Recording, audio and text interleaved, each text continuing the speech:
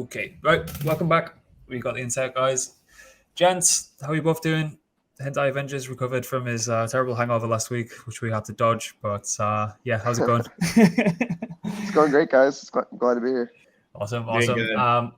Yeah, thanks for jumping on. I know you guys have kind of got a lot going on at the minute, so appreciate it spending the time, and hopefully we can kind of get your points across of what you've actually just released. I'd love to get into the depth of what you guys are building, but can we just before we get into that, can we just give a bit of background on maybe like how the hell both of you have individually got to where you are now in the space? Just give a bit of context, maybe.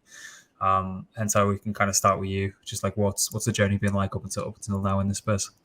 Yeah, sure. So yeah, I guess it really starts back in high school. I used to be a huge gamer, and I've always been fascinated by esports. I love competition, and yeah, I just always loved just being online. I was never really the type of person to like go out and interact with people. So I just found myself playing video games all day, and eventually just I think there's a huge overlap between the esports and gambling and trading. And I kind of just found myself in traditional markets, just trading biotech equities for a few years. And yeah, I ended up becoming a floor trader at Merrill Lynch for a few months. Hated it. Was not fun at all. And I think like around September of 2020, around like the peak of DeFi, I found myself gambling on food tokens and actual Ponzi's, and I experienced my first ever rug pull with Chef Nomi on sushi, and ever since then I've just been trapped here. So I joined Insert about a year ago today, and yeah, it's been uphill ever since. It's been great. Awesome. Yeah, I definitely my story is going to be far less interesting. So working on the private market side when it comes to DLT and everything, when it comes to on-chain activity for the past, I would have to say 4 years. Have a lot of friends who have been building cool shit, be it options, AMMs, or doing something more on the institutional side. I primarily come from an economics and financial law background. And, we've been, a couple of my friends, we've been tinkering around with things in the space for quite a while. And I've been helping here and there. Been holding crypto since I think I started holding fucking Bitcoin. And I remember I bought some Bitcoin back in like 2014 and 2015, even earlier than that, I think. I'm not going to say for what purposes did I use this to store value. I don't really want to talk about that here, but definitely for things. But I remember for some reason, like in early 2017, I just became an inbound user at Coinbase, and the bull run happened, and July, August, September, which was really awesome because I finished up my undergrad and I was going to grad school at that time, so it definitely made the experience a lot better in terms of quality of life. And yeah, I just I've been around the space for quite a while, and I think Hentai and I we met like a year and 2 months ago, right? I think we were just the whole idea of insrt was just starting, the idea that we can build like an access layer for nft-fi. And yeah, we're time like the team formed up. Nice. Yeah. So can you, Hentai, maybe we'll start with you. It's like, can you give us a high level of what you're building with insrt, just to kind of give the audience a bit of perspective around that if they haven't kind of stumbled upon you guys yet? Yeah. I think the best way to put it is we're building the yearn for NFT finance. A simple way that I like to put it is, hey, if you don't have 6 figures to dump into a JPEG, we got you covered. You can simply just buy a fractionalized or a piece of an NFT. Well, we do all the hard stuff where we have other lenders we incorporated with, such as JPEG, where we can earn yield. We can do all that fun stuff. And yeah, I mean, Loris, do you want to maybe step in here too? Sure. So fundamentally, there's like philosophy behind insrt is built around 3 premises. The first premise is people are doing a lot of cool stuff. Let's not like PFP collections are absolutely amazing, right? I think all of us here hold JPEGs, but it's not just PFPs or digital art, right? You have music royalties, you have financial NFTs, UniV3 positions are represented by NFTs. People are doing a lot of cool stuff. So that's premise one. NFTs are how we, it's the future of digital ownership. It's how we scale on-chain ownership. And premise number two is, for any type of ownership, you need credit markets, you need financialization, right? It's only conducive towards, accelerating the adoption of the space by developing tools that allow people to get things cheaper, for people to transform their assets into cash bearing or yield bearing assets, right? So that's premise number two. And premise number three is, hey, what if we can take this technology and make it super easy for people to use, and therefore make NFTs productive, or NFT finance in general, through NFT finance, allow people to make NFTs productive and accessible. So right now, what we do is we provide people with fractional exposure, not ownership. That's a very important point to existing PFP collections, or how we like to think about it. We've reignited interest in some existing collections by taking the mint user journey and kind of like recreating it. And that's what we're doing right now for a V1, or a minimum viable product.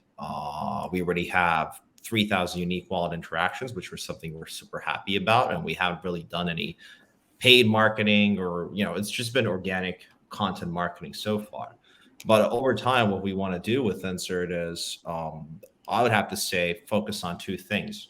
And the first one is figuring out ways how we can, allow current NFT holders or project creators or asset originators a way to make money without necessarily taking out loans, or levering up with their NFTs, by playing around with the mechanism design that we already have.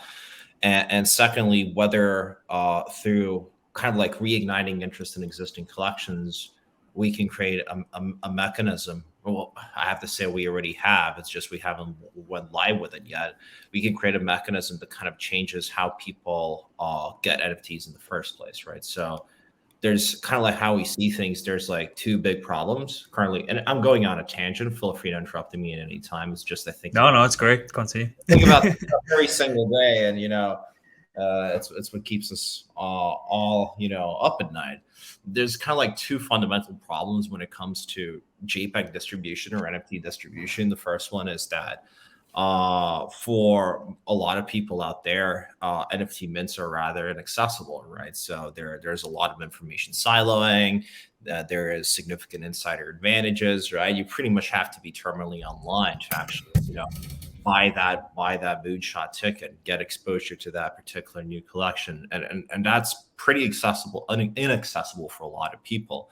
And on the other hand, you have the secondary market where any asset that's worth your while is going to be pretty expensive, and it's hard to convince people who are new to the space to dish out like $2,000 or $3,000 or $50,000 for something that is where it takes some time for them to grasp the actual utility, community, and culture around that particular piece of art. So right now, fractional exposure. But what we really want to solve with Insert over time, we're going to be releasing more information about this in the next few months, is solving for some of the core problems inherent when it comes to how we distributed NFTs in 2023. Nice. So what is the user flow look like? Let's say I've bought a specific NFT collection. Like what does my kind of user journey look like to deposit onto Insert, and kind of what's happening on the back end for the user there? And is that completely abstracted away? Do they have to kind of do any heavy lifting or any kind of heavy due diligence around what's happening with the strategies in the back ends? Like just the general user journey to make it a bit tangible for people.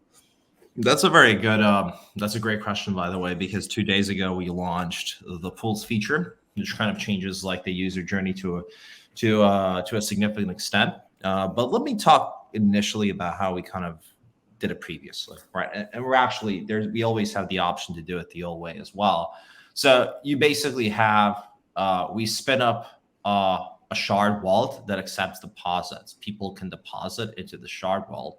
Once the shard wallet is filled up, the shard wallet purchases an asset that is predetermined from the open market. So, for example, a non-floor punk, or a floor punk, or a milady, etc.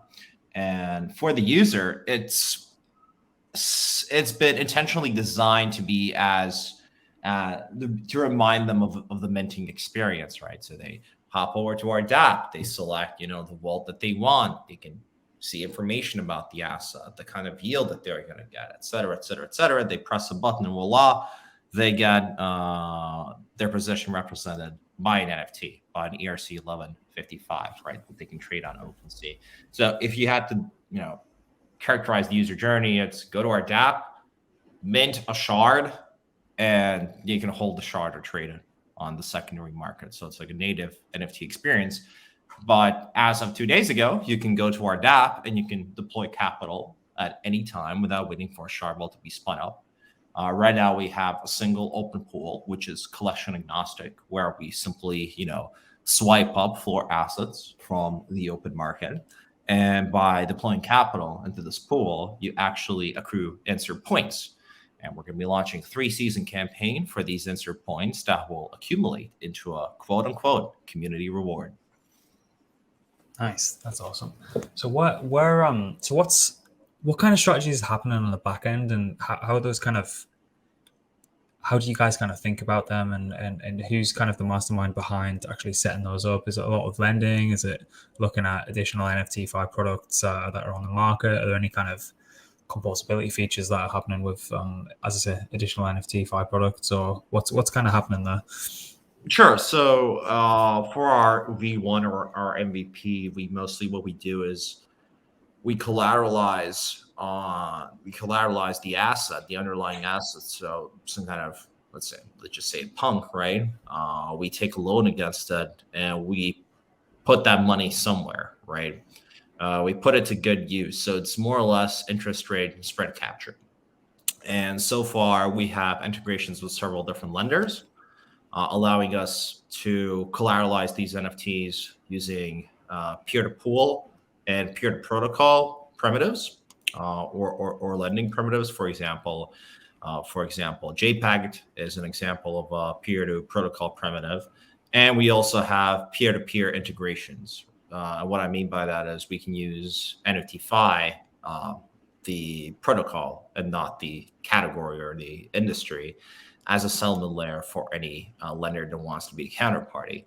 And then we have a bunch of integrations with other primitives in the space, including JPEGs, the Citadel, Spice Finance, and we use these partners through our contracts architecture to generate yield for our users. Nice. And so, sorry, go on. I forgot to mention, users don't really have, at the current stage of our product, you don't really have to think about anything. It's completely set and forget. And the kind of like the idea is you already have like spot exposure by buying that fractional piece, that shard, and you can trade it. And the yield, we see it as a cherry on top to incentivize users to stay in that long position. Nice. Is there any, this might be a bit wacky, but is there any kind of potential future where you can get whitelisted users who have suggested strategies, and maybe they've got their own sharded vaults where they could earn a small commission on a specific strategy? Is that kind of too far out the question, or am I kind of getting ahead of myself there? No, I think it's a great question. It's actually like the original thesis of Insert. The idea really was to offer, so the idea was that the core team would offer, we build out the mechanisms, the systems, initially test some of those mechanisms, and then we bring community strategists on board to both design and manage strategies based on the technology, the integrations, the composability that's on offer on the protocol. But what we realized that this kind of like lab or kind of like portfolio approach, it's actually really, really hard to do that and to execute on that at an early stage.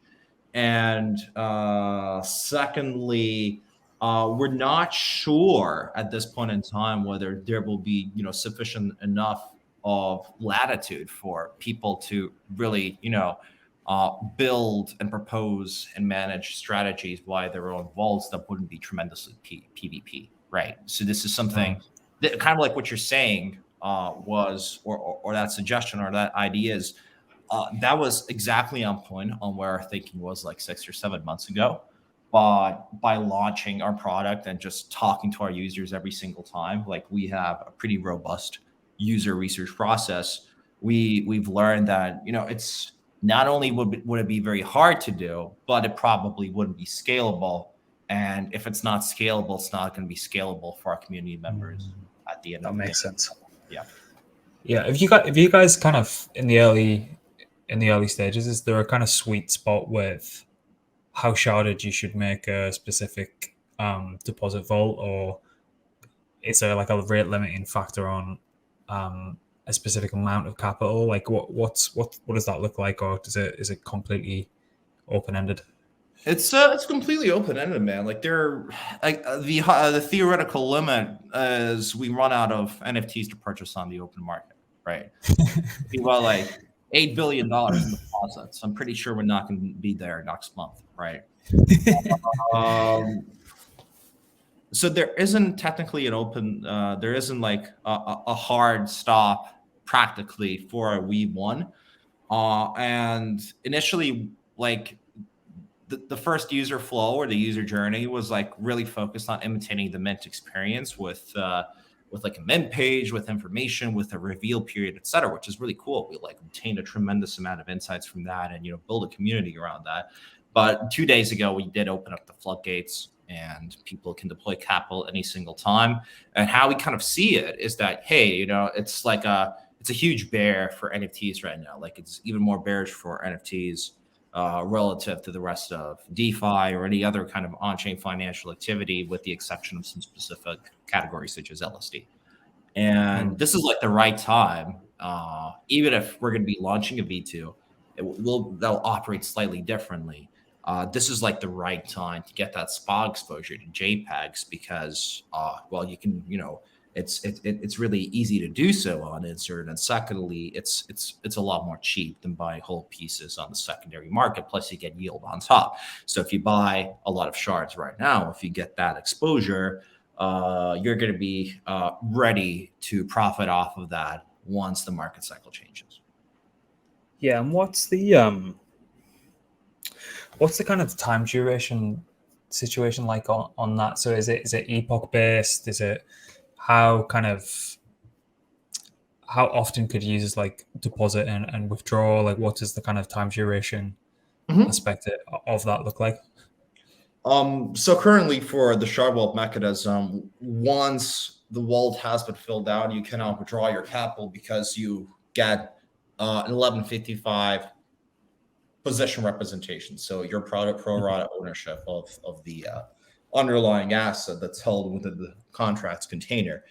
But with the pools feature that we've launched 2 days ago, you can put in capital if you need like to get some liquidity to execute some kind of trade. You can do that at any single time up until the moment where that capital has not reached a specific threshold where we're just turning it into 1155 positions again. So you can put in money, you can take it out, but there is like an event horizon where it's, you know, transformed into an 1155 position that represents an underlying asset or a basket of underlying assets. Nice, that makes a lot of sense. Where I asked the Spice guys this question as well. Where do you think in the life cycle of this whole emerging sector of kind of NFT finance, where do you think we're at? If you could compare it to some kind of previous cycle that we've seen in crypto, is it like pre-2017? Is it pre-PFPs? Like where is it in its own kind of miniature life cycle, in your opinion? Good question. Steven, what are your thoughts? You know, I like to gamble more on the asset itself versus like trying to use DeFi products because most of the time I can't make money.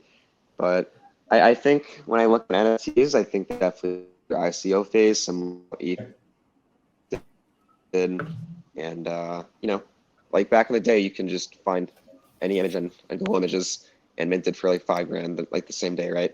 So I think that phase is behind us. I think people are kind of itching for some kind of utility in NFT finance, but if history is an indicator, we find that a lot of DeFi protocols, especially like early on, like I didn't want to start dropping names, but we find that a lot of DeFi protocols start solving for issues that never even persisted in the market.